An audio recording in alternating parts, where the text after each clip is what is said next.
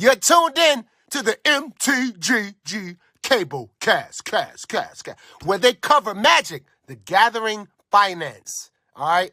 You don't know about it? You're tuned in right now and get ready to learn some shit. Buckle your seatbelts and light a blunt and get ready for the MtG Cable cast. Starring Reptar and Thirsty, them onion head motherfuckers. Alrighty, guys, welcome to the newest episode of the Cabal cast. And this week, we're kind of going behind the scenes here. Basically, how do we make our episodes? What do we do? What's the process look like? Everything else. We've been doing this for a while, so you would think we fine-tuned everything and got it down to a science. And what you'll find out through this episode is that, while my lovely co-host is great at that, I am terrible. So, let's get it started. So, we broke this up initially into 4 parts, or four steps, if you want to think about it that way. Then I broke it out into 5 because I found a missing step, and then I realized we actually had a step 0, because going into every episode is the spec work that goes into this. What used to be personal time spent to do this ourselves. Once we started doing the podcast, setting up the Discord, talking in there, has now become public, and so that really predates any episode. Yeah. No matter from the time we began till now. So effectively, step 0, part 0 is ongoing spec discovery. So for me, this is actually a little more regimented now than it used to be. I used to kind of freewheel and do a lot of it on like Friday and Saturday. Yeah. Because a lot of things had settled. We were moving into tournament weekends, so we kind of got that view of what people were moving into. And as that kind of settled down and we moved into pandemic, I've had to be a little more regimented. And I found that for me, looking on a Monday works out really well, because that means people have had the time to digest Commander Clash, so the MTG Goldfish stuff. For some reason, Star City versus the Commander series, which premieres on Wednesday, doesn't often hit until Friday or Sunday. Yeah. So a Monday check-in does well there. And game nights is beyond me. I've continued to try and watch that, but I can't deal with the cutaway interview style. It's too real world or road rules for me, however you want to look at it. So I just can't do it. Yeah. So I don't know when that hits. Monday is when like those content creators kind of peak. Wednesday is my next day. That is when tournament results have rolled in from the weekend, when a lot of league data has come through, when a number of podcasts have come out at the end of the weekend or the beginning of the week. People have digested that. I get a little bit of peek into that.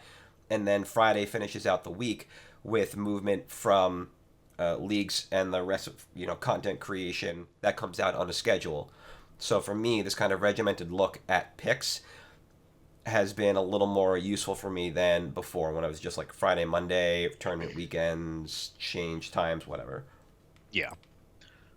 I'm a little weird about it. When my penny specs, my absolute reserve list slumlording, very regimented about that. Very much like, okay, let's take a look and see what we've got going on with reserve list shenanigans, whatever. There's a spreadsheet of that stuff with like log dates and stuff like that. And then I'm very much like, I'll start thinking about it basically on Monday, which typically used to be, and we'll get into this later, when we would record. Mm-hmm. And I would be, okay, now I'm going to start brainstorming for the next week so that I've got it by Thursday. Well, for my non-reserve list stuff now, being back in the LGS environment, it's actually changed things a little bit for me, because it's less about, what is going on content creators, what's going on with social media, everything. And I take a much more just like what's going on in the store look to it. What are the players there saying? What are they talking about? Are EDH players, what are they super excited about out of the new set? Are Modern or Pioneer players, what are they like, oh, this is the new hot tech? Yep. And I get a lot more of the like, okay, let's get the close-up view of what the players want and what's going on there. And that was kind of something that when we started this, and we had the 3 of us going, R.I.P. Woad. He's not actually dead. He's not. Sorry, guys. He's fine. But it was, here's the vendor's perspective, here's the LGS perspective, and here's the like online trader You got backpacker cards for your stuff, perspective. yeah, right. Yeah. And I've gotten a lot more now, especially towards like the LGS. And I may have a general idea of what I want to pick on like a Monday or a Tuesday, but throughout the week as I talk to players and see what they're looking at, it's like, okay, well, this is something they're into. Now let's take a look at the tools that we have available to people in the Patreon, use those, and see what traction is like on these actual cards. And that's something that I think has made it a little, and this has kind of always been my thing, is I look at picks as more of an art than a science. And, a lot less analytics. I do keep track of inventory and stuff on some things, but by and large, it's okay. Well, what are the players who know the game that are in the store that spend far more time playing it than I do? Because at the end of the day, that's the difference between us and like sports cards is our cards have utility. They're playable. They do things. Yep. And having access to that on like the very granular local level, and we do have a large number of like, I don't know if you want to call them PT grinders. I don't know if that's the right phrase for it anymore, just because the Pro Tour doesn't exist. But like a lot of competitive spiky players and grinders who do travel around to RCQs. And then we do have those casual EDH players. So it's kind of been, all right, I'm going to freewheel some of this stuff, to put a word on it, and just try to see what's going on in the local meta, see how that relates to the national scene based on the tools that we have available to us. And that's usually how I go for it. Yeah, I like that. It's a very nice extrapolation of what I do, because I don't have a local setting that is that robust to do that. I've got to try and let the data that the tools that I've developed for our users tell me, like, what is on the CK hot list, and sit there and refresh it a couple times, because it is a very large list that is not displayed in one load. You got to go a couple times. What does TCG player velocity look like for the last 7 days? Are there any standout days that are anomalous that point to this maybe not being, it's on stocks because, 100 copies were bought 3 days ago, but sales velo going into that day and coming out of it returned back to normal, and there are only 5 being sold. That's why we're there. And so for me, I have to be a little more sciencey than just based on, I don't want to say anecdotal, because it's not. The players are not anecdotal data. Yeah. But it's and I think that highlights a good thing about our podcast specifically, is we do kind of take both looks at it and try to look at it from both. And both are valid. And there are people out here who will tell you one or the other is more viable. I think they are both perfectly viable. It's like we harp on. You just have to know your market. Absolutely. What's the market you're going for? Yeah. And based on that. So now that we're out of step 0, step 1 for the podcast is picking a topic, which is kind of ironic because we discuss our topics after we record. We flesh out the rest of the list, so it is like honestly one of the last things we do. But this is like one of the most important things. We basically try and map out the next month or two, depending on the number of evergreen topics coming up alongside events and what we need to do and what we can fit in. So right now, we know you're going to MagiCon Mini, and we have Aftermath coming out, that week, so we can discuss Aftermath. So now that we've built out this schedule of, we're going to do a set review for, hype level for cards, and a look back, what do we need in between? We know where the shows are, so where does everything else fit? And that is a discussion that has to re-up like every couple of weeks and make sure that we have enough information out there. Alongside some of this are, I don't want to call these long tail episodes, but we do have episodes that we decide we want to do that do take months of lead-up work, where we need to do the research, right? So we mentioned around the D&D movie episode, so we wanted to do one about the OGL, but we don't like to be reactionary about stuff like that, especially when it was announced and before we could even get to building a script, it was walked back. So it's like, okay, we're going to wait. Then we wait, we do our research, we build our notes, and once he walks it back entirely, and like, okay, that episode's gone now. Great. We pushed it so far out, it's no longer an issue. Yeah. The reserve list episodes that we do fairly infrequently. Again, not reactionary moves. They take time to set up, take a lot of notes, so we know, like, okay, we're going to do this in a month or two. We know roughly how many parts we want to break it into. Build your notes. Yep. There was another one I thought of while I was walking around the halls at work, and that was a couple of years ago.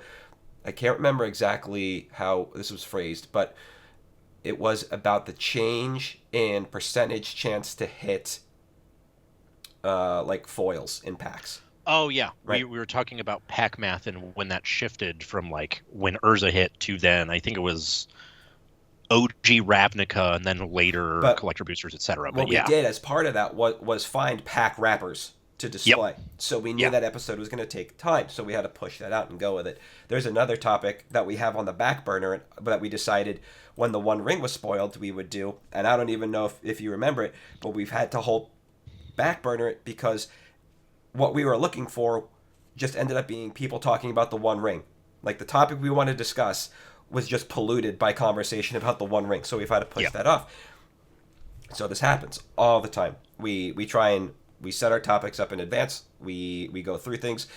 And sometimes it honestly is a struggle. There have been times where we've had to, and I'm sure people are listening like, oh, this might sound like a filler episode. And from a vendor perspective, sometimes it is, because there's not really a lot going on in the vendor sphere. We have a lot of these sets back to back to back.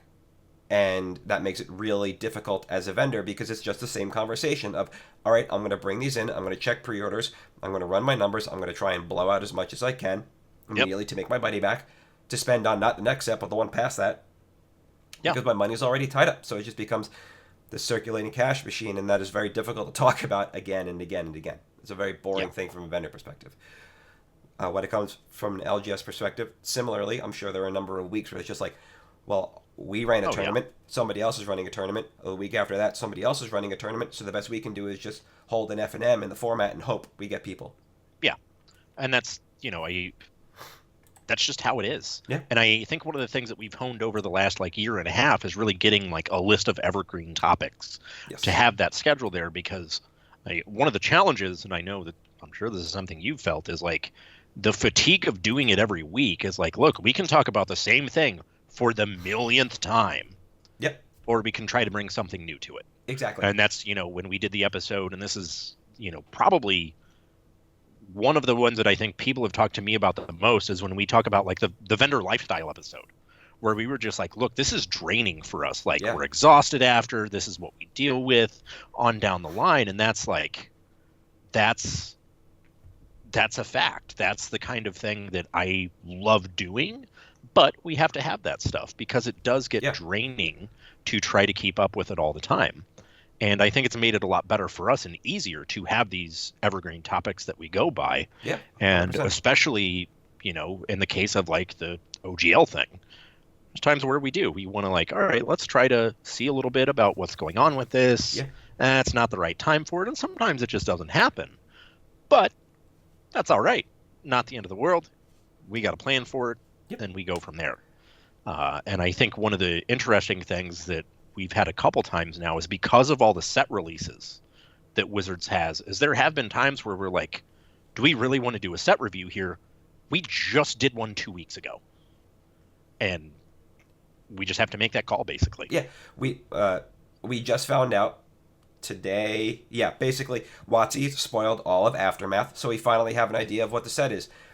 And our topic for that episode is just the word Aftermath with a bunch of question marks, because we have no word from WotC officially what was going on about that episode. All we knew was that the product existed and special enough to send the Pinkertons after somebody, right? That's it. And aside from that, we didn't know what we're going to talk about when it comes to that episode. And we still need to go even further. We still need to flesh out that episode. And then again, further down, between Aftermath and the Lord of the Rings preview a couple of weeks later, kind of a dead zone for us, because we have the Mini coming up as the Pro Tour. That's going to change some things. It's a little bit wide open. Star City just did their Pro Tour for Fab. Yeah. So when they go back to doing the SEG Tour and Magic, we'll be able to punch this up a little bit more and fill that in.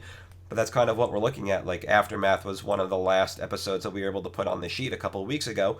Yep. Because we're in this bit of a dead zone, and as a vendor, that's it. You're just backpacking effectively from one to the next to the next. So we got to come up with something that's a little more interesting, something that isn't just retread all the time.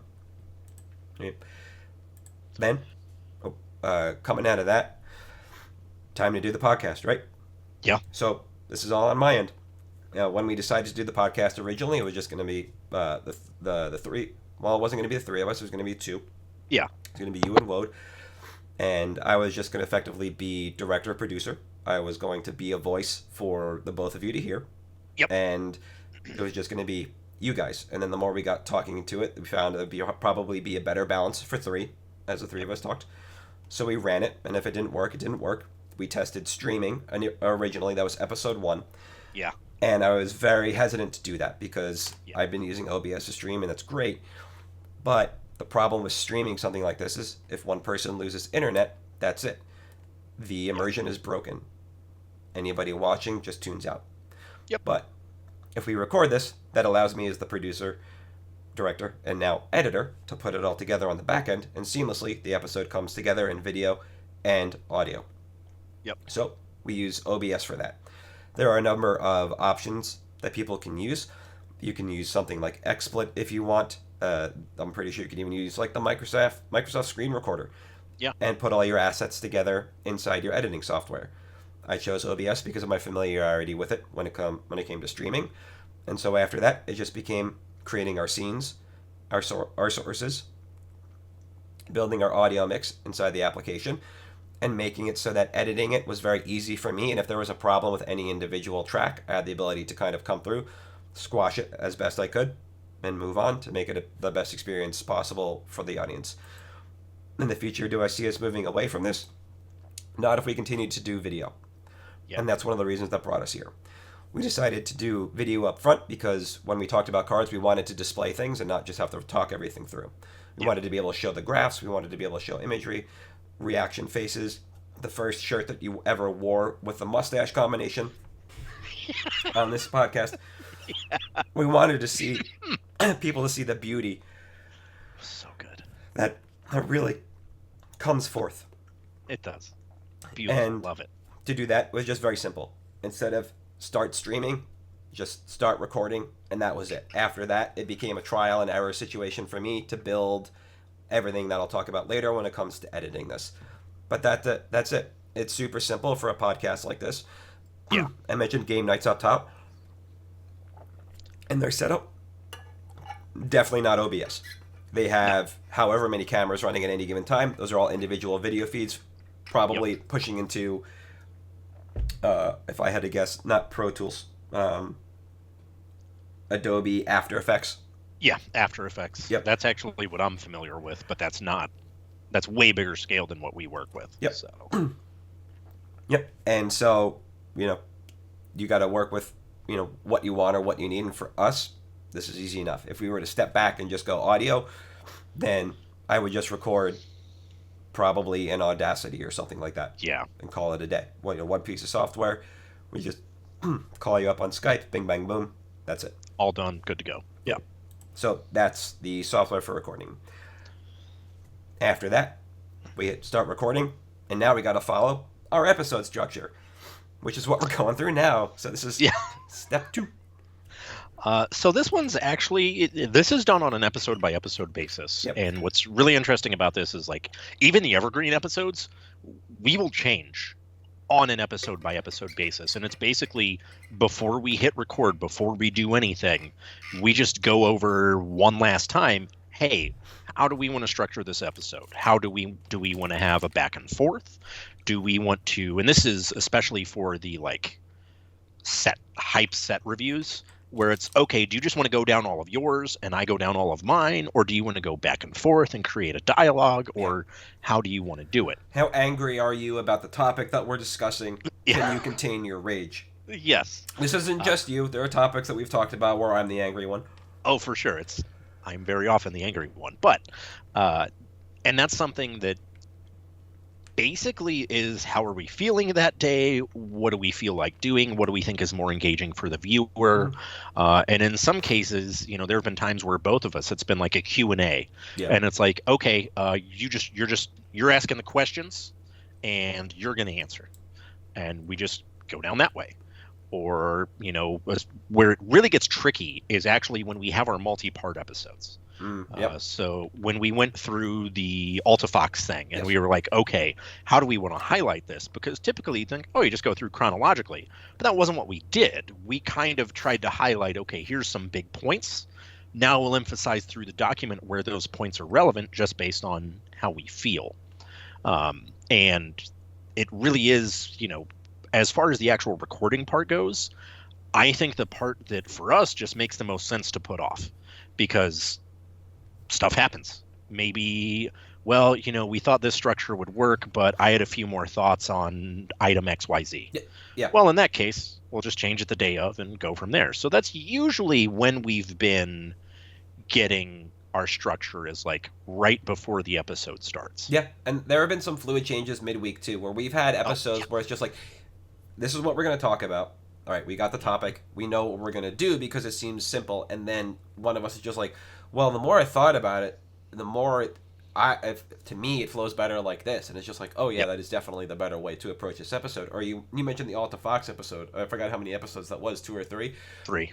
But I think we didn't have a pre-episode, call in the sense that, a day early. But if I feel like we spent more time before that episode, the first one, laying out the order of the items we were going to talk about than we might have recording one of those episodes. I think we did, honestly, because that was a heady document, and to your point, to structure the episodes properly, it did require a lot of moving little bips and bobs around. And if you go back and you watch the video and you watch me try and catch up in the PDF, you can see me lag behind or miss certain things as I'm going. Because that's just how the episode went, and trying to do this as I don't want to use the word talent because that's the furthest thing used to describe me in here, but as a co-host and the person hitting recording and the one bringing up all the changing the scenes, that is very difficult to do, and that came through in that episode because there's just so much to talk about and in such a weird order to make it make sense. And there's this, I thought it was unspoken while we were talking about it, but it was very much spoken up front when we started this, that if we were going to talk about the reserve list, it couldn't just be reactionary, and it couldn't just be to our own ends. It needed to be serious conversation, because the last thing we wanted to do is just have to mute a Twitter conversation that starts because somebody adds us, right? So when we do those reserve list episodes, there's a lot that goes into them to make sure of that too, because there's a lot of great information about the reserve list to just be factual. And that's really, when it comes to the reserve list, that's what we want to do. We want to be factual about it as best as possible, and then layer on a little bit of feeling, and we, call that out when we talk about it. But we want to make sure that we address it in the best way possible. So it doesn't come off like we have some weird agenda one way or the other. And it is a difficult line to walk. I don't know how well we do it, but it is something that we strive for. And another example of all right, we got to work through this for a week plus to structure this episode properly and make sure it works. And then even on the fly, I'm pretty sure we've changed stuff. I honestly don't know who goes first for picks this week, and we did not cover it before the episode. So we're just going to rock, paper, scissors or something live on air. To figure that one out. Right. Once we're done with the episode structure, we record the episode, like I said. And at the end of each episode, we talk about our picks. And this is different than what we talked about up front. It is. Right. Ongoing spec discovery and making a pick are two completely different things. And you built the rough structure for this episode, and I left your note in place. It just says picks, and how you are absolutely terrible about having it ready for the episodes. Because you have literally said before the episode, wait, did I give you a pick? Can I pick this card? Shit, I've picked this card. Wait, no, I haven't. I'm the worst about that. But the important thing is and I feel like it's the same for you on your stuff. It's okay.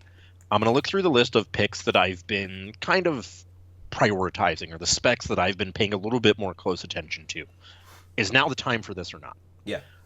And over the last couple of weeks, I've oh shit, let me get the pick. Is it this? No, I don't think it's ready yet. let's do another one. And that's kind of like, for me, that's just how it works.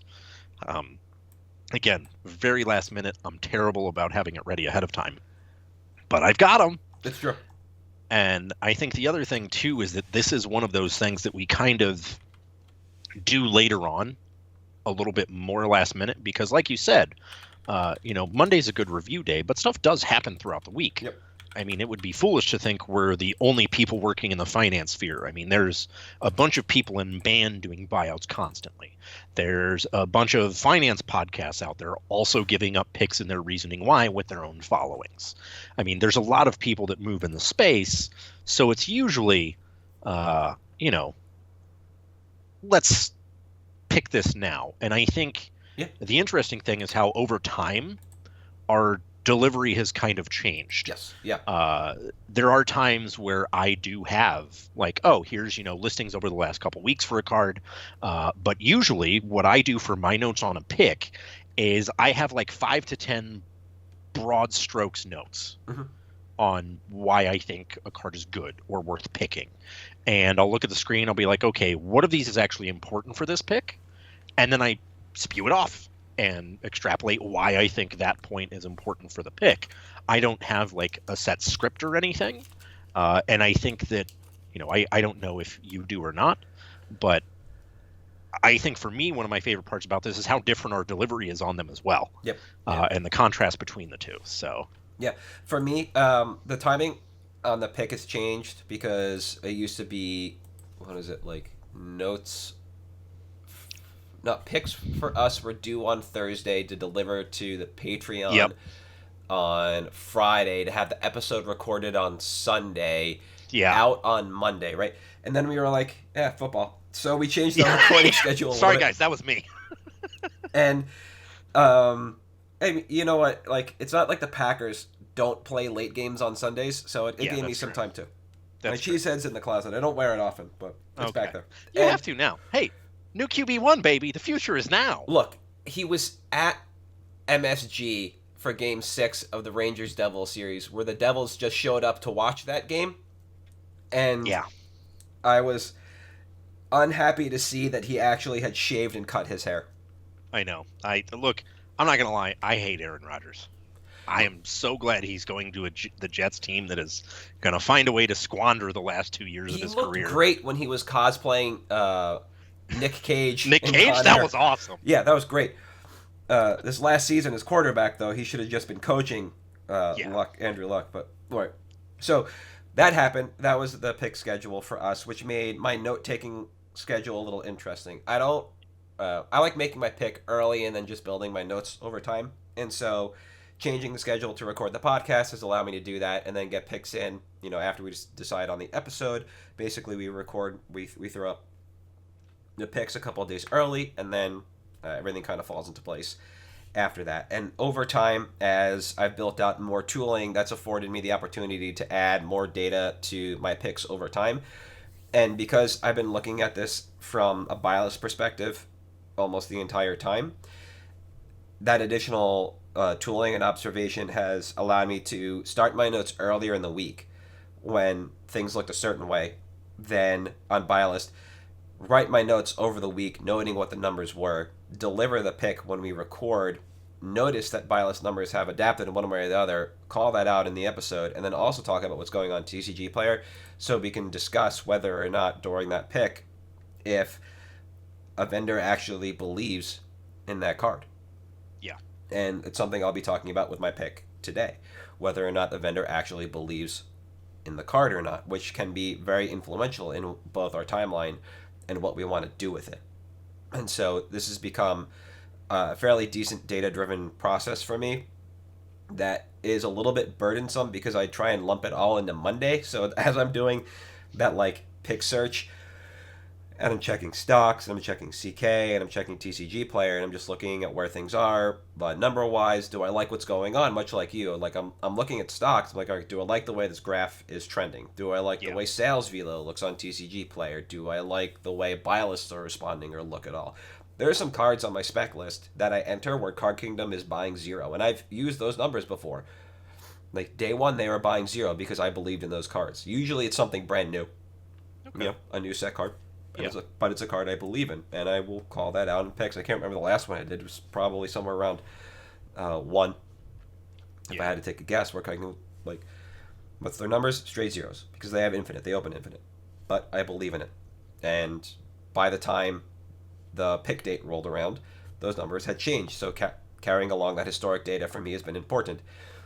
And being able to use that to compare against the live data is what allows me to make that pick, run my percentages, then come up with that. So as we have changed our schedule, I've been able to change my schedule, like I mentioned, up in step 0 to work out really well for the picks during a given episode, where I basically just tear my notes apart.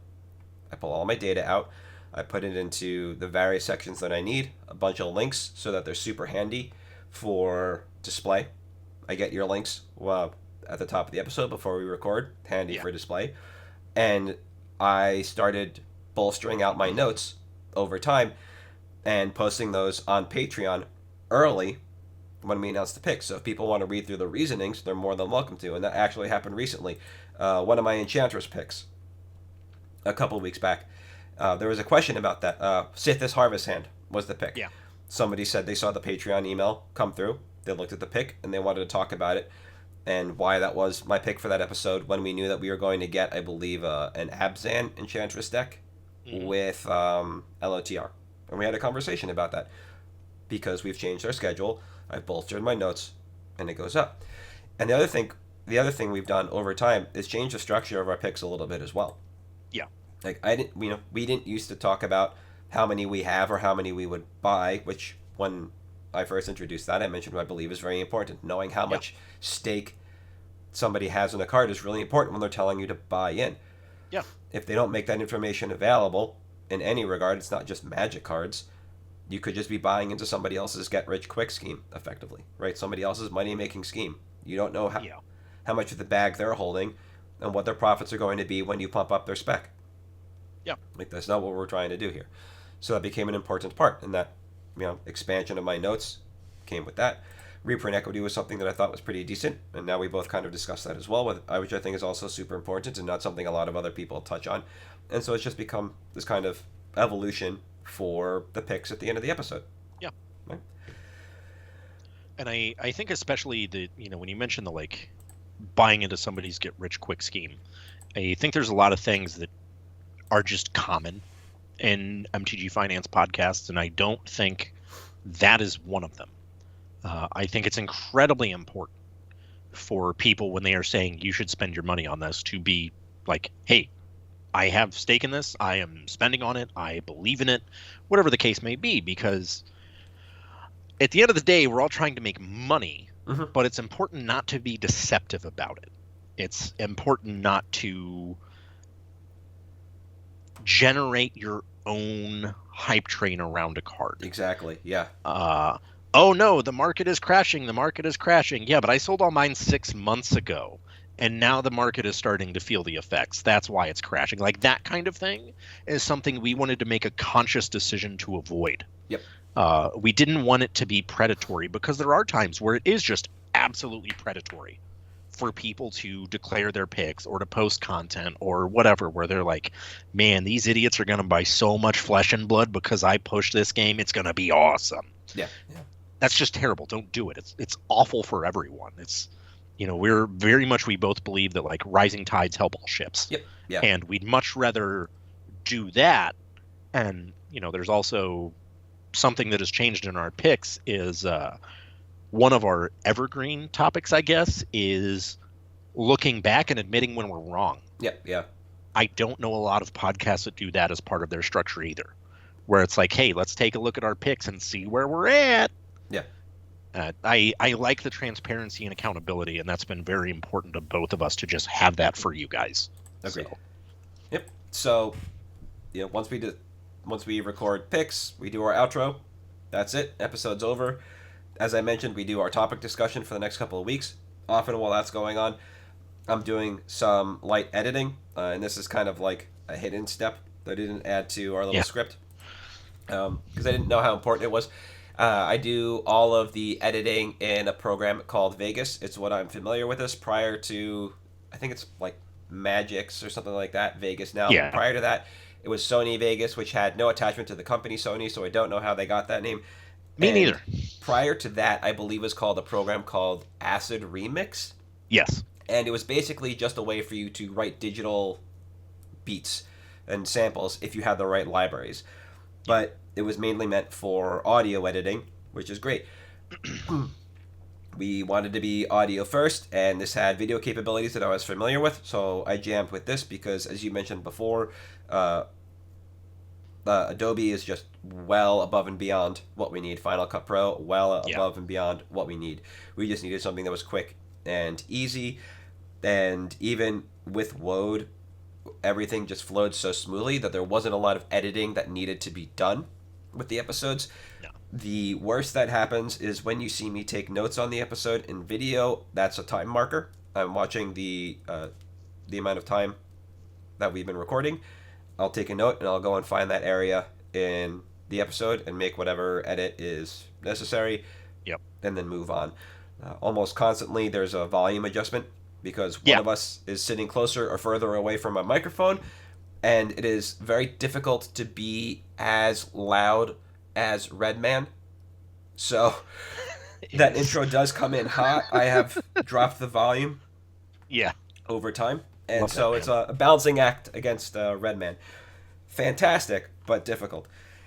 And then the only other step that exists is, and this is you learning this for the first time, when I run my AC in the summer, I don't tell you when I press record.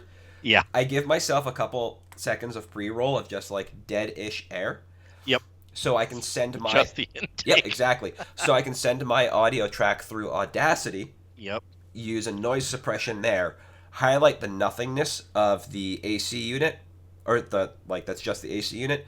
Run it across the track, and then put it back in. And that's why there are some episodes from the months of, let's say, May through September, where my voice will sound a little thinner than normal or a little more tinny because I've suppressed that. Like, I think the first year we did this, I tried to run it, but that was not happening. Yeah. It was like the fan. Sometimes I can hear the fan in the background. I'm like, oh, fuck. Yep. And I just cut it down. Once I learned how to do that, it saved me a lot of sweat. So that's the editing process. We render the audio, render the video, and then the integration platforms we use are pretty simple. The video has always gone to YouTube because that's the platform people know. The channel remains unmonetized because it is not the platform we really wanted this to be on. We wanted it to be audio first always. Yep. And if we could do away with YouTube, if Magic content like ours didn't need to exist on YouTube, which is even like a hard sentence to want to believe in the first place, then we wouldn't go that route. We're not looking for monetization. It's just another distribution because that's where people are already. So we'll get brought up in their role when they're on YouTube watching something, right? Then from there, the audio now goes up on a service called Launchpad. And there were a couple of reasons for that, and I just want to make sure. Launchpad DM is what we use. And I looked at a number of integration offerings, and Launchpad was the least intrusive. So if you listen to the episode on via podcast now, what you'll notice is that there is an ad in every episode. But I get to select where it goes. So I just slam that son of a bitch at the end, after our outro. Launchpad doesn't care. Yeah. Other audio services will just throw the ads in when there's enough dead air, and so sometimes it can break up a conversation. So that was the first thing. The second is that the integration from Launchpad to other services that matter was super easy. All we needed to do was just set up the accounts, and the API did the rest. Prior to this, we were using our own hosted solution, which wasn't that bad at all. We had to upgrade it a couple of times, but it didn't really serve the needs we needed because eventually some things would fall out of sync for whatever reason when it came to other podcast networks. And at one point in time, I just decided that I had had enough, and putting it somewhere else to host for free was the better option overall. And if there had to be an ad, so be it. So we went with Launchpad DM. At that point in time, I think there was this weird little gap in Cedric Phillips' broadcasting resume, and he was like, I just don't know what to do anymore. And I said, start a content delivery network. And it was like right around that time where I was like, I should just pitch him the idea. Just host your own content delivery network, put all the podcasts that are on Star City on your CDN, and just do that. Bring all the Magic podcasts out there under one roof.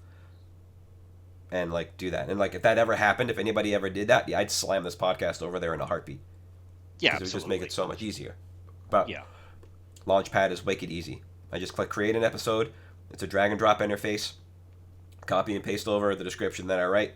Descripto, Mako, give it a timeline for launch, and call it a day. And then I have the final step in this entire process in making the sausage is tying it off, and that is a spreadsheet that I maintain that has all the dates for every episode that require they be checked off before I can move on to the next one. That includes things like putting our picks into the public-facing picks list, which has had to receive an update over time that I'm not happy about. Yeah. And also creating the YouTube thumbnail, which I've been doing now for the last, I don't know, however many episodes. Not because I got tired of looking at our faces as a thumbnail, but because YouTube was really bad at picking the good ones. And not in the sense that they were unflattering. I wanted the unflattering ones. Yeah. Because I found some beauties. Great. Yeah. My profile picture was the single most unflattering photo that's ever been taken of me, and it's amazing. Yeah. So, and hey. We've had some doozy stretch frames that I found while editing this, and I will share those screenshots all the time. But trying to find the right one in every episode for a thumbnail was a little difficult, so we just created a static graphic, and now that's part of the episode spreadsheet. So when everything's said and done, and all the little boxes are checked, the episode is finished, it's been published, and waiting. And we give about a week, sometimes a week on the podcast, depending on work schedule, as little as 4 days, but we try and keep it as far out as possible. And that was a decision that we made mainly for our patrons, because that gives them more time to discuss and action the picks that we make. And then the video is 3 days from that, just to delay the YouTube render, because again we want to be audio first, not video. So I'd rather put in the delay there. And when we were doing this on a Sunday and everything had to be up on Monday, it was a killer to do the episode, edit it all, render the audio, and then just sit here in this room to render for as long as the episode took, guarding my computer and just oh no, I had to read a book.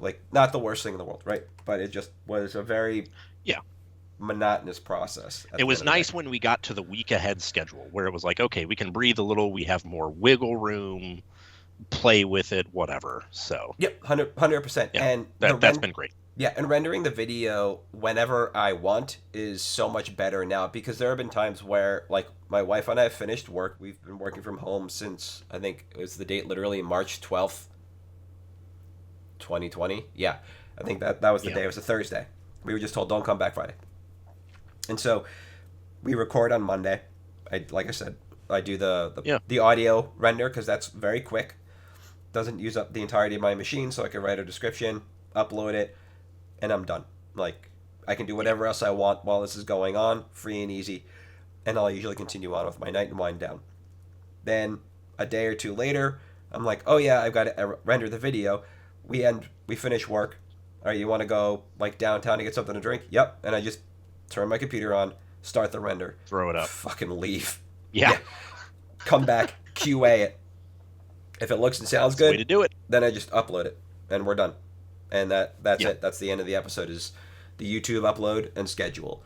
The YouTube process is a lot easier now than it ever was, but that's because the YouTube studio interface has gotten a lot better than it was before. Now I can preset a ton of text. Yeah. So before I had to handwrite everything out, copy and paste everything. Now I can basically set our episode title up to the number and the name. So I just paste that in from the podcast, the audio, and then the notes about the episode copy paste in, because the footer, quote unquote, that contains the link to the Patreon and everything else, picks, that's already in there. Upload the thumbnail add the thumbnail while the rest is uploading. Call it a day, man. It's so easy. It's great. So that is the behind the scenes look at the podcast right now. And like I said, if we ever step away from YouTube, then everything stays the same, but I'm going to start recording this and editing it in Audacity, the end. Yep. Video medium kind of fucks it up a little bit. Yep. Say lovey. And for anybody wondering, well, what happens when you do the interviews? Those go back to the way we wanted to do the podcast originally, where we bring somebody on, they sit in one of the host seats, and that's it. That's the interview. Yep. I think we've done one episode where like the episode with Larry. You had one. Yeah, right? where it was all three of us. Yeah. Yep. We upcycled those graphics. I keep those around. I just update them in Photoshop. Very simple, very easy. Sometimes it is a little jarring for somebody who hasn't done an interview like this before where they've had an earpiece. Yeah. When, who was it? Ryan? Yeah, Ryan. I told Ryan. The first 5 minutes of the call were just wild for him. Yeah. We get everything set up. We're talking. Ryan knows both of us really well. I'm like, okay, Ryan, so I'm going to be on the call with you, but... Nobody can hear me but you and Jason. Yeah, exactly. But you two will hear me. Nobody else will. So if anything, I should not have to say anything unless something is going wrong. Yeah. So just have at it. And he was just like, interesting. Yeah. You got anything else? No, that's it. I think we're ready for picks. All right. I'm going to go Can first. we pause for a quick bio? Oh, yeah. Hold on. All right, cool. I'm going to leave this in there, though, and now I'll pause. All right. So I've unpaused everything. We're going to see how this works. We did it live, and everybody gets to figure this one out alongside us, right? So now we're going to head into picks. And as I was saying before you asked for a bio break, I'm going to go first because I have a big dumb spell. Yeah, I love big dumb spells. All right. So this week I'm looking at former standard all-star Arlen's Epiphany. Okay. I thought you were going to say Nexus of Fate, but I like this one better. You know what? I think I dislike them both equally because I'm not a fan of the play pattern in Commander, but... that's fair. Either way. This card did really sneak up on me. I only added it to my list like a week ago because it popped up everywhere. CK was buying 55 at $2.70. TCG was draining. There were 235 left at $2.94. And like a week later now, CK's buying, let's see, what is it, 25 at $2.30. So that definitely has gone down because people have sold. Meanwhile, TCG Player is still draining. There's 228 unique listings, but market has gone up a smidge, a couple cents to almost $3. So I wanted to jump on this quickly because initially I thought this was Pioneer based because I had seen it in a couple lists on MTG decks. And the more I dug in, I found out that was actually a little misleading. It's like, yeah, people play it, and is it spells and some other odds and ends, but that's not actually really what's driving it. They're like, sure, historic is a format, but again, people don't care about that because you can't really play it in paper. So what are we doing here? And when it comes to Commander, we're literally just taking turns or playing cards from zones that aren't our hand. And it's actually Mom, the set, that kind of pushed this.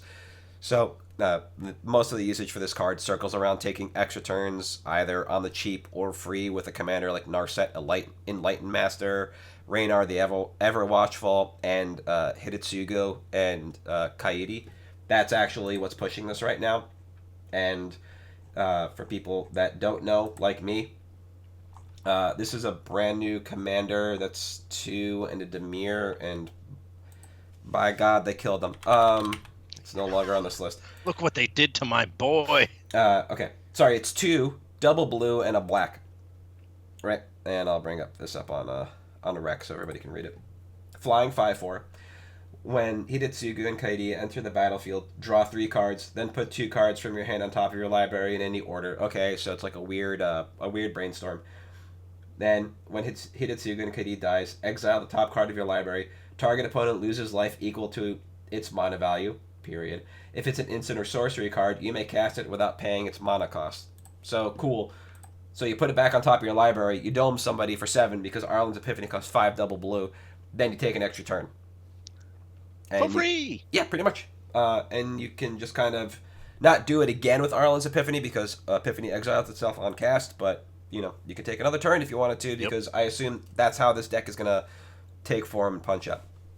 Now, There are also synergies for casting spells from anywhere, like I mentioned. That's basically Mizzix Replica Rider, but it's not really a popular option for Arlen's Epiphany, and I'll bring this back on rec so we can see it.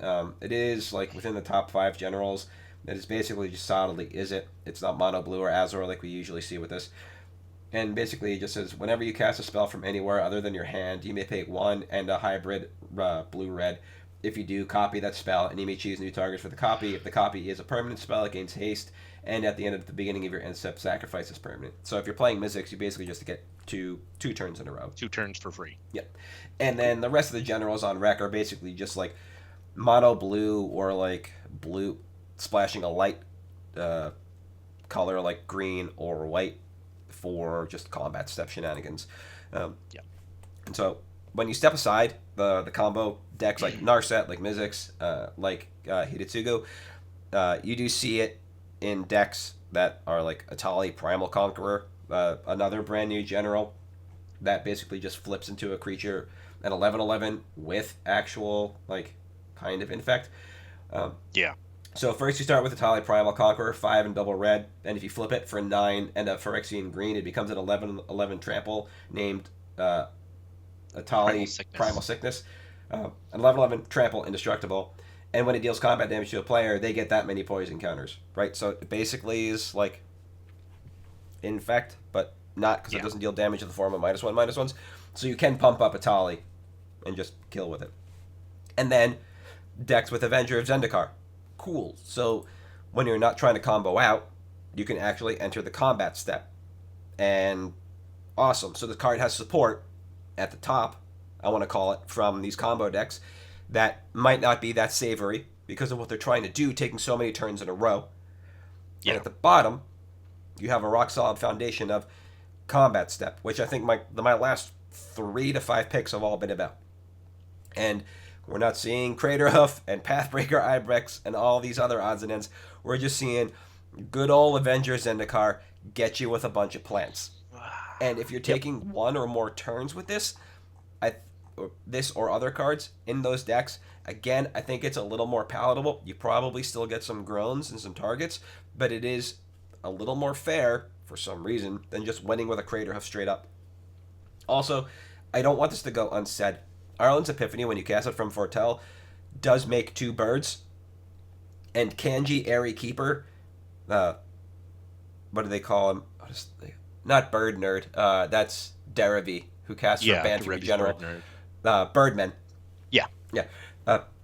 This is Bird Tribal, right? It goes in that deck because it makes birds. Extra turn, just kill people with little birds. Cool, call it a day. So, all said and told, this is a pretty palatable card. Now, when we actually look at the stocks graph, I've shorn this up to be well after its fall from Grace and Standard, but we can see that it's basically, it started reversing course right around Bro, and into 1, it crested, then it fell back out, but right now after Mom, we're seeing it pick back up, and that's basically, what we're looking for right now. We want this card to come up on the upswing and buy in now when we're at our trough. This was an immediate flip to CK for arbitrage, and when I was looking at this, like I noted. But now we're basically looking to flip this back into the open market. Once the Gaming Co. no longer remains our anchor, they have 45 copies at $2.99, which is basically our old market price. Once that market is gone, if demand stays steady, we should be able to list these at $3.50 or $4 and see sales within the next few weeks. But movement to buy a list now is going to take a lot longer because CK wobbled. That will most likely be in the neighborhood of 3 months out when they actually start seeing another need for this card.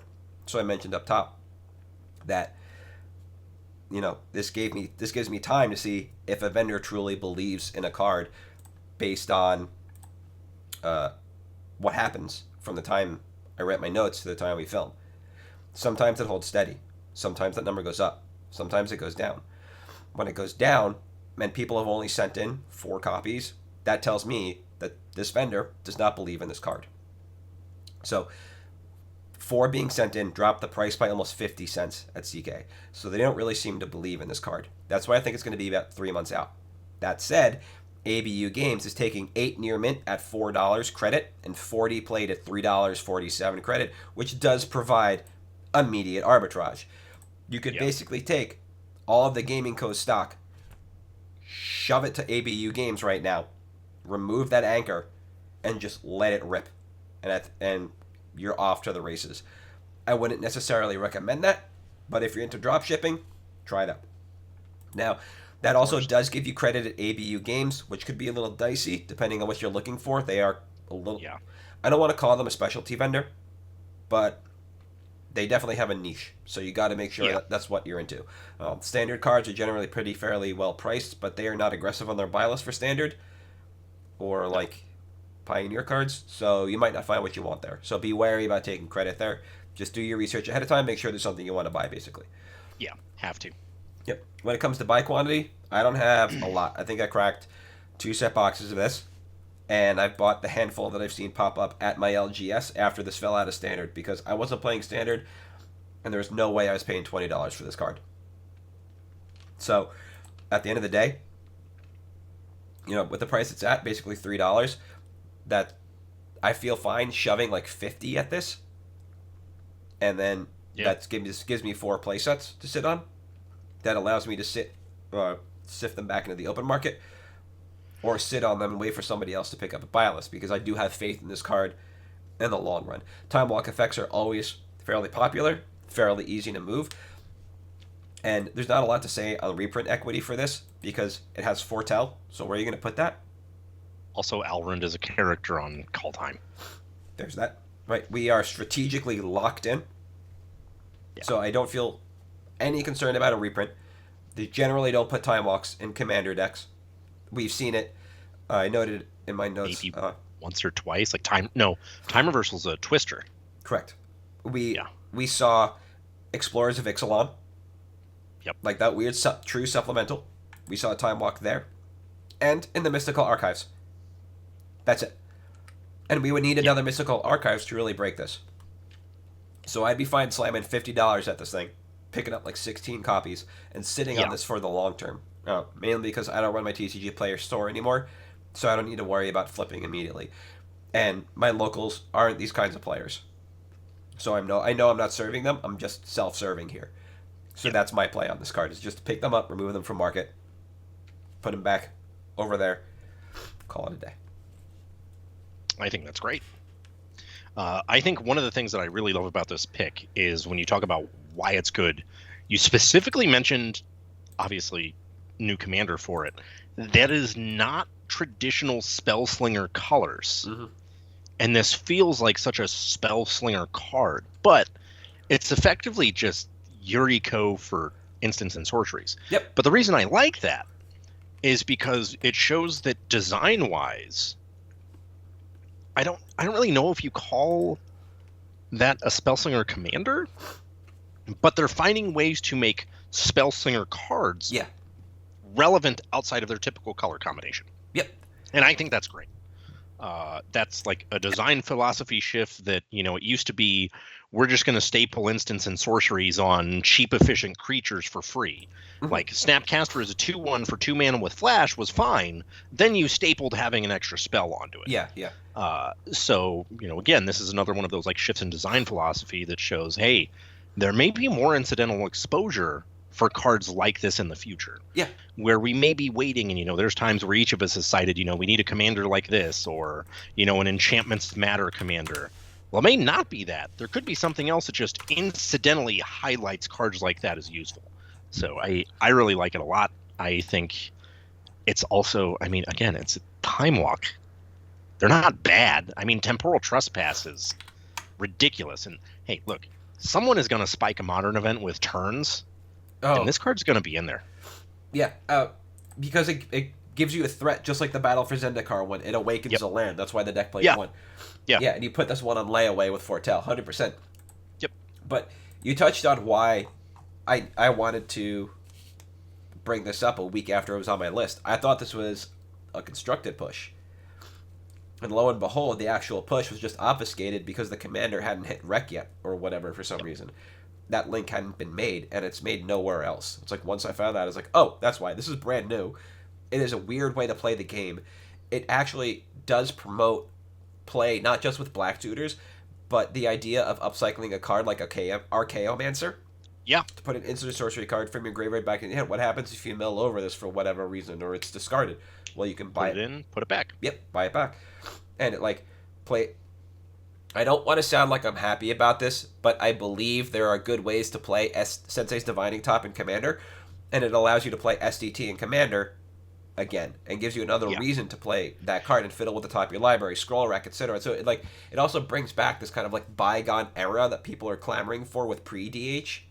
Oh man, yeah, of just playing around fiddle farting with the top of your deck. That's what this Commander is meant to do. And then Domia. And by the way, I'm also going to play Runescar Demon to put this in my hand to put back on top, and I'm going to play Broodlord, Broodkeeper, whatever was your pick from last week, that chunky dragon that has Convoke, that kind of stuff. It creates such this cool and interesting way to play the game that we just haven't seen in a while. It's not another Punisher general that just takes you out of the game for playing the game. It's not just another Spellslinger general that draws cards and pings and makes creatures and all this other stuff. It's not some random green thing that has too much text for no good goddamn reason. Yeah. This Commander is really new and exciting, and to that end, to your point, I wouldn't be surprised if this pushes a number of other odds and ends, instants and sorceries up the chain for this, Expropriate, Time Stretch being obvious ones, but even some of the lesser known ones. I mean, Capture, which we're getting a reprint of. Well, I don't even mean Time Walks. Just just big... incidental, weird. What was the Blatant Thievery? Yeah, Blatant Thievery is great with this. Yep, I get to dome you and steal one of your permanents. Sign me up. Exactly. Treachery, similarly, you get to untap. That is ridiculous synergy with Treachery. Oh wait, no, Treachery's Treachery's an enchantment. Yeah, so it doesn't cast for free. But no, you're right on that. And I'm sure there's some big dumb black spells that you can cast as well. Yeah. That aren't wraths, right? Praetor's Grasp only costs 3, so we're not looking there, but that is a fun spell to cast. Sadistic Sacrament. Oh no, that's only 3. Sad Sack only costs 3. Yeah. Terrible. But yeah. Adnos. Oh, true. But yeah, this is it, right? You just get to do so much cool stuff with this general that I like. I think this is kind of a gateway card to this. People are seeing this and all right, this is a really cool idea. I get to time walk and do some other cool stuff with my general and not be too offensive. This might turn into the Dimir version of Narset Enlightened Master. Yeah. Actually, I could see that. Yeah. But I think it just is going to play either a little more aggressively because you've got black, so you can tutor all this stuff up. You've got Urborg Cabal Coffers to just go. Or it time walks because it's going to Domia for 7 with Arlen's Epiphany, and then Domia for something that not 10 or 12 with Blatant Thievery. Yeah, something else. I was trying to think. I was Torment of Hailfire costs for cast for X, but does not cost that much otherwise. Yeah. But something. They'll figure it out. Yeah. The Hive Mind figures it out. The Hive Mind figures it out. Yep. All right. That's my pick. So mine, speaking of playing things differently, like pre-EDH of bygone time for those of us who are Magic boomers and still refuse to call it Commander because that is not a format I am familiar with. My pick is Elf Planeswalker again, but not Tyvar Kell. Jubilant Brawler. Yep. So this is from Phyrexia All Will Be One.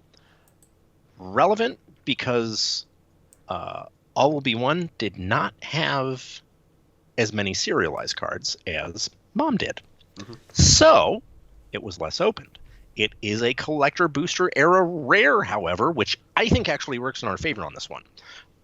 I'm pretty long-term on this card, like a year or more. And the reason being the price point we're looking at is sub $2 right now. It's very affordable. Yeah, it is. We're about a month since the all-time low. What's really interesting to me is that if you look at the stocks graph, you can see that the market has a slight trend up, while the low is trending flat or in some cases going down a little bit. I believe in this card a lot because of what it does. It's 3 mana in Overgrown Tomb. You're sitting 1 color off Abzan. Come on, White. Please let Rhino exist. Oh, never mind. Okay. Yeah. But the very first line, you may activate abilities of creatures you control as though those creatures have haste, with a +1 of untap up to 1 target creature, makes this a ramp commander, which is not Garruk, and is in 2 colors and somehow probably a little bit easier to cast because of the 2 colors it's in. Now, importantly, the -2, mill 3 cards. You may return a creature card with mana value 2 or less from your graveyard to the battlefield. He is very much still an elf commander. Obviously, he's focused on ramp, and he's focused on small creatures. Yep. These are things that are universal across EDH. See EDH, Battle Cruiser, 75%, whatever the case may be, some of the most efficient creatures you're looking for fall in that. Some of the most important creatures you're looking for fall in that. Collector Oof, Gaddock Teeg, Gilded Drake, Thoracle if you're in Bug. I mean, there's so many options here that this is really good for. Now, in terms of quantity, this is not a 60-card format card. It's in some of the 60-card decks, and it may be that when Modern comes around, because it's really good in the Vizier lists, the old, like, green, white, I forget what it is, the one where you can't get -1 and Devoted Druid, make a bunch of mana, play all your dudes. Vizier of Remedies. That one. Yeah. So if we get a Modern season, that may push it, which we may or may not. But this, to me, is primarily an EDH card. Okay. Now, timeline-wise, again, I'm looking at like 12 months to a year, and the reason being, all of these sets over the last few months have been opened into the ground in collector boosters and set boosters, which means we've got a ton of rares lying around, a ton of variants lying around. I'm specifically looking for the base version here. Quantity, look, it's less than $2.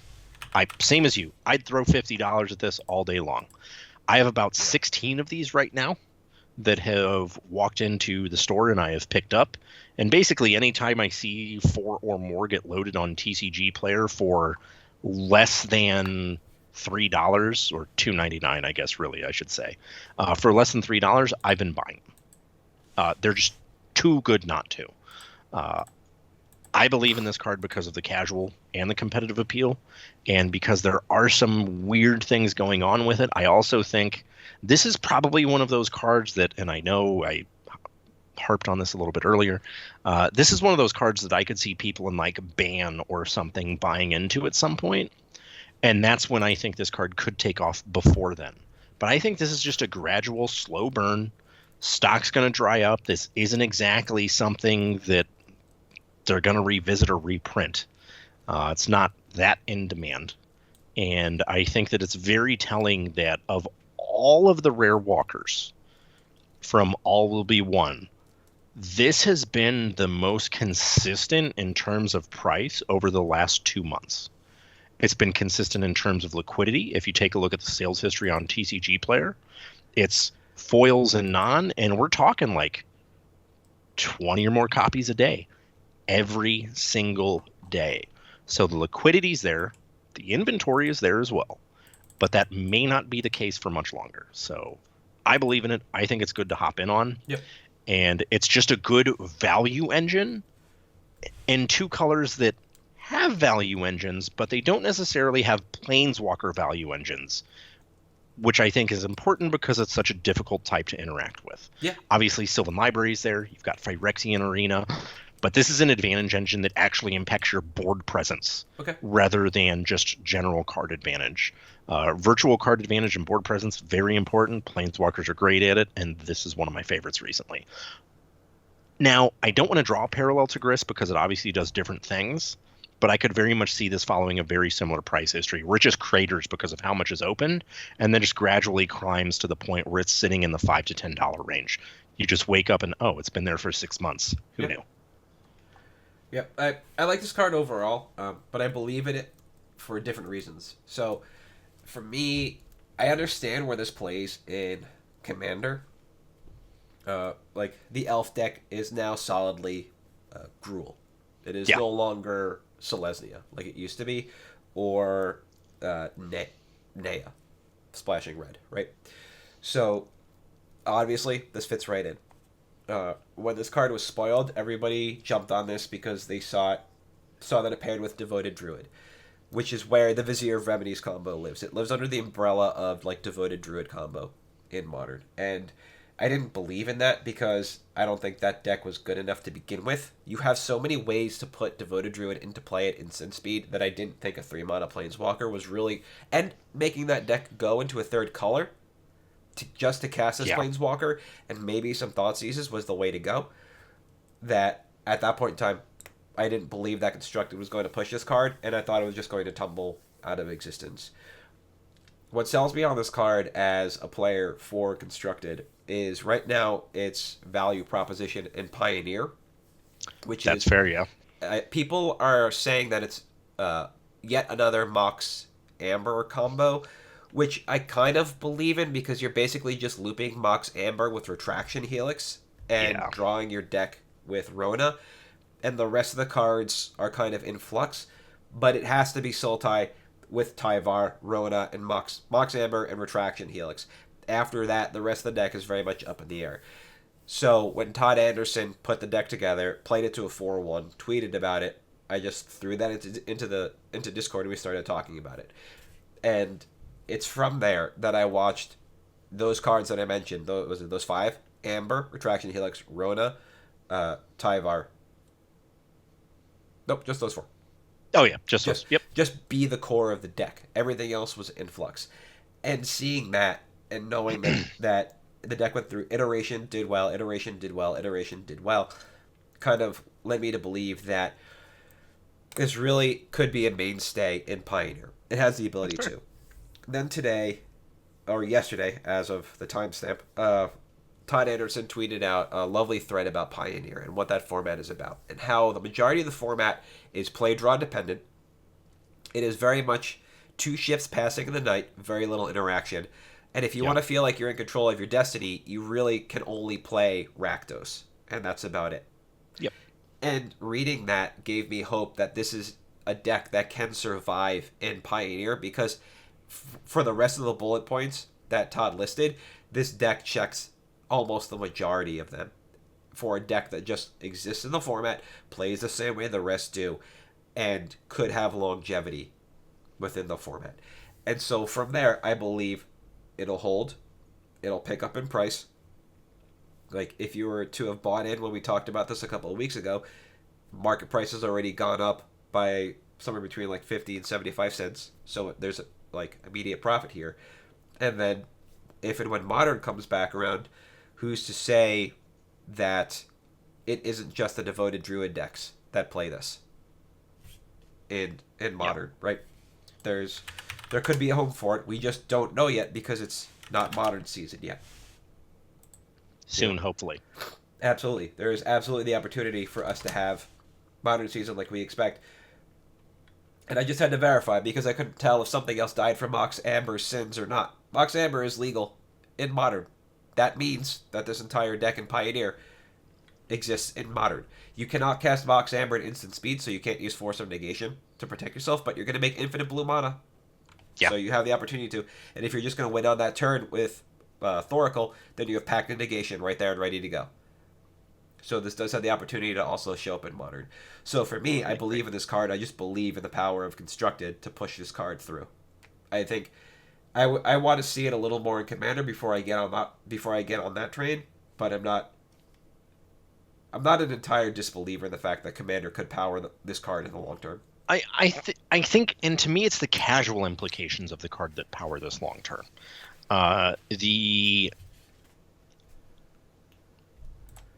The competitive iterations are there, obviously, but the competitive guys don't buy multiple copies of a card for their decks. Oh, 100%. They're usually just like, I have my copy, I'll build whatever deck I want. They're not fielding 5 different copies of this, and I think the casual players will, as long as it's like less than $20-$30. You know? For sure. I'm trying to figure out, is it like, Lathril, Blade of the Elves, like that was the face commander of a deck, and this just slots right in there. Like, and Lathril has an activated ability, so when you look at an elf deck like that, and you're just like, okay, it's not just mana abilities, there's utility on these cards, Tyvar fits in 110%, and it definitely makes sense there. Like I said, I'm not unsold about it, I just want to see some more long-term usage of the card in Commander before I buy in for that, because right now, it is just a haze of people buying 2, 3, and 4 copies on TCG Player for Constructed, because we are in Standard right now. You know, never not. And then in Pioneer, this is an active deck. So, Yeah, like, again, that's fair. Why not? So once we get past that, then I'll be excited to see this card take off in Commander overall. But you got anything else for this week? No. All right. So for at MtG Cabalcast on Facebook, Twitter, Patreon, and YouTube, I am a very sick at Halt. I am Reptar. You are And Thirsty Sizzler. and we'll see you next week.